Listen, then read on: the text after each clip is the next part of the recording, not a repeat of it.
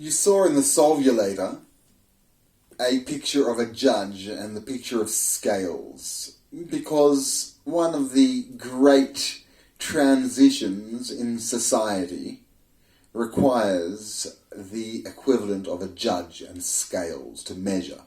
Measurement is a basic human quality. It is the basis of our understanding and our way of cognizing the world. And in our digital transition, we will need scales of many different sorts. In addition to that, the function of law in the future will be different in that it will be much like privatized medicine, or it is much like food, which we build into the materials that we put together, our bars, our cakes, our breads. They are a mixture of different and synthesized vitamins and minerals and sugars and proteins that we need in order to grow. And likewise, we will do the same as we develop with our medicine. We will have our drugs and our stimulants and our age mitigating agents. And likewise, we will need judgment, that we will need direction, like we need the psychological guidance, or we need ethical counseling, or we need parental insight, or we need feedback from friends, to understand how to play the game, to understand how to master oneself, to know how to cooperate and collaborate with other people, or to learn skills and to do so together. We will need an arena, and in that arena we will need a judge or a referee.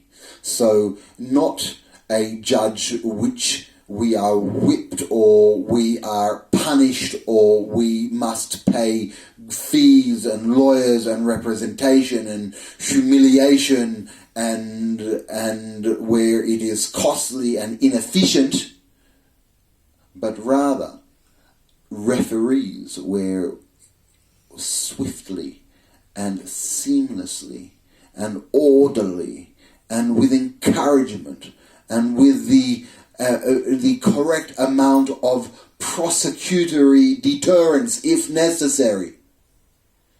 But I don't see that it should be necessary. I feel that prosecutory adversarialism in the existing legal system is much like what people did to their children when they hit their children, thinking that it was correct to do so in order to discipline them. There is no longer a need for the adversarially prosecutional discipline of states and of the judiciary. The need today is in the fine administration, the careful and gentle and thoughtful and insightful and future-looking, using complex, intuitive, AI, general intelligence-driven tools to guide humanity for best outcomes. So, what you saw there, the icon for a judge, is a 21st century judge, and it is not human. It is AI-driven. Not for naught does the book of Deuteronomy state, justice, judges, and police thou shalt put in all your gates.